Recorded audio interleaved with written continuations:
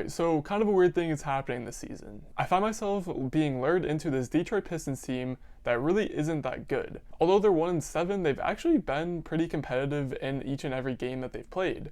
No games of theirs have finished with a score differential greater than 10 points, except for their game that they most recently played against the Milwaukee Bucks, in which they lost by 15, their first true blowout of the year. But I think part of the reason I'm being lured in is because this is a new Pistons team than what we're used to getting every year. The old Pistons teams were old, they had aging stars, they still do, but they traded for an aging star in Blake Griffin. They just didn't get any young talent surrounding him. They were just trying to get into the playoffs, but they found that, losing in the first round every year isn't something that benefits your team in the long run. So they made a choice this past offseason that they're going to be very active on the market, very active with trades and all that good stuff, and they decided to try and make a younger roster that could better suit them down the line, as it is very clear that they are going nowhere in the present day. And they did so by signing guys like Josh Jackson and Jahlil Okafor, former high overall picks who just didn't get it to work out with their original team and have since bounced around, but both are showing quite a good amount of resurgence, especially Josh Jackson. He was tearing up the G League, and he's finally being given an opportunity to start and play in Detroit. They also drafted guys like lottery pick Killian Hayes, they brought in Sadiq Bey, and Isaiah Stewart to potentially fill some of their big man depth. But perhaps the biggest signing they made this offseason was bringing on Jerami Grant on a 3-year, $60 million deal after Grant spent time in Philadelphia, Oklahoma City, and Denver, all places where he was a role player, a third scoring option at best. But Detroit decided that they were going to bring on Jerami Grant to be their number one scoring option, let him be the shot taker, the shot maker, and many people around the NBA questioned this decision. Obviously we've never really seen Jerami Grant in this type of play style before, so a lot of people were puzzled, a lot of people were doubting what Jerami Grant would be able to do, but so far it's been all successful. I understand that scoring isn't the end-all be-all for these elite level players, but in Grant's case, across these first 8 games, he scored 22 or more points in 7 straight of them, after only having 9 points in the opener. So he's definitely shown that he has settled in, he's being consistent in his scoring, and these are all great signs. From a raw data standpoint, you can compare his last season to this current season, and I'll do that for you. In his last season with Denver, he averaged 12 points, 3 rebounds, and 1 assist. Meanwhile, again, in these first 8 games, he's averaging 24 points, 6 rebounds, and 1.5 assists per game. Now, while this does look like a crazy leap, and it is a pretty good one, you also have to factor in the fact that he's playing 10 more minutes per game and attempting 10 more shots per game than he did in Denver. So, simply said, he just has more opportunity, which is a big factor in this increased level of production. But this leap is still impressive. Even though he does have the greater usage, which is leading to better stats, there are still plenty of players who would just simply flounder in this scenario if they were to see an increased workload. Jerami Grant is handling it just fine. And add in the fact that Jerami Grant is currently only 26, that shows that there is still plenty of future for him to develop, and this very well might just be around the beginnings of his prime, and he could just have many more years left in the tank where he can still improve and grow as a player and become something even better. I also say this because, well, right now Jerami Grant, his skills are still very raw in terms of being a scorer. If I could offer a comparison that can maybe help paint the picture, imagine you took last year's version of Jaylen Brown, not the one that he is, going off with this year, but last season's version of Jaylen Brown. If you were to remove him from the Celtics, put him on a team where you say he's the number one guy, and then you tell him to go out there every night and take 20 shots a game, then that is pretty much what Jerami Grant is right now. Getting into specifics about his offense, Jerami Grant takes shots from all 3 levels. He's not afraid to drive to the rim, he's not afraid to dribble and pull up for a midi, and he's also not afraid to let it rip from 3.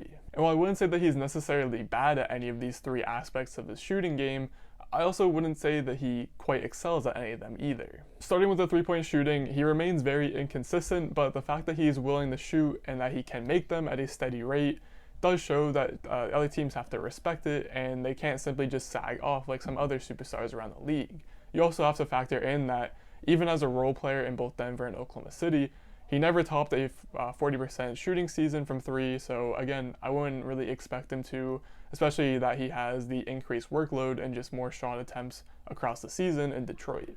And when it comes to his mid-range, he looks very comfortable shooting them off the pull-up, but if you actually go through and look into the stats, from 10 feet to the three-point line, he's shooting in the low 30s, which is surprising because if you look back at his previous seasons, he was actually into the 40s in these same areas, and I would perhaps maybe just mark this as the new role for that he is playing for the Pistons, just in the fact that he's running a lot more pick and rolls as the lead guy in Detroit, meaning that he is just getting a different angle on shots he would normally take, out of the post or in isolation in Denver.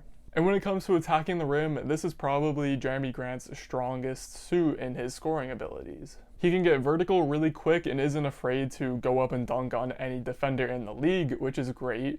He has a pretty reliable floater game that he doesn't always go to, but he brings it out every now and then, and it goes in most of the time, which is also great. But the one big issue that I have marked for him is that when he does drive and get to the rim, he just simply relies too much on his right hand when finishing. There are even a lot of times where he'll just force it up with the right hand even if he is on the left side of the hoop, making the shot just way more difficult than it needs to be. I mean, he's not even attempting the left hand. He won't give it any trust, any effort at all. So definitely one thing that he will need to practice on and get better with is using that left hand when attacking the rim, because it just would add a whole new level to his finishing abilities. Outside of his scoring, Jerami Grant remains the same player that we've seen in the past. He's an above average defender who's not afraid to take on any job or responsibility on the defensive end. And while I wouldn't say he has, crazy handles, he does have a nice enough set that he can use it to get by and create some separation against defenders. If there's one area of his offensive game that I would love to see the Pistons utilize a bit more, is his posting up ability, because he only had one shot attempt throughout this entire season so far, where I really feel like he got a solid post touch, and he did great work on it. His footwork looked amazing, he got to the rim with ease on his defender, and in my opinion, I feel like this would just utilize Jerami Grant way better than sticking him as a pick and roll ball handler multiple times a game. All in all, if Grant could simply just raise his shooting percentages back up to where he's had them in the past, while also adding a better left-handed finish to just add some more dimensions to his game, I don't see why there isn't a route to Jerami Grant becoming a true number one scorer on a good team. Because even now, with him not being the best scorer and having a lot of flaws in his moves and just ability to score the ball, he's still averaging almost 24 points a game, which if you add some tweaks to it, give him some time in the offseason to work on some things to make him better, he's only going to grow as a player, he's only going to get better, so that would most likely lead to a boost in production as well. And if we take a brief moment to then look at the future of Jerami Grant, assuming that he is able to consistently grow and mature as a player every single season, he has 3 years left, or he has 3 years on this deal. He is this year, next year, and the year after that. He'll be 29 by the time his contract expires and he's up for a new one, and in the chance that he rewards the Detroit Pistons for giving him this opportunity in the first place, this could be a very huge signing for the Detroit Pistons in these next 3 years down the line. Because yes, in the present day, the Detroit Pistons are still very bad. They have an aged star in Blake Griffin, who has a horrible contract that is very difficult to move. They still have Derrick Rose, who is one of the better players on the team, but will probably not be sticking around a whole lot longer.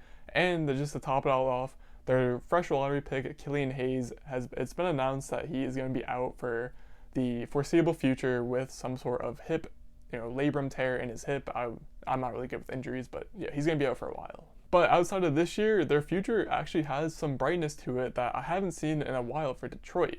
They brought on Josh Jackson, who's already looking like a good steal, and will hopefully be able to re-sign him over these next couple of seasons. Rookie Sadiq Bey and Shvi Mikhailu are both playing like excellent 3-and-D players and could potentially fill out to be rotational guys in a few seasons down the line. And in the few games that Killian Hayes did play for Detroit, he proved that he does have some great playmaking skills where he's always feels like he's a step ahead of the defense, and that's going to be a necessary skill when you are trying to feed your number one scorer. And hopefully for the Pistons, assuming all things go right, that number one scorer has the good potential to be a very well-polished Jerami Grant that can be a number one scorer and lead a team far into the playoffs as long as he has a good supporting cast around him, obviously. And that no injuries happen, obviously. We're not wishing anything over here, but yeah, hopefully for the Pistons, Jerami Grant can be that guy, can be the leader, can be the centerpiece of a winning team. I know 8 games can be a really small sample size to base your ideas off of, but I am fully on board with the Jerami Grant hype.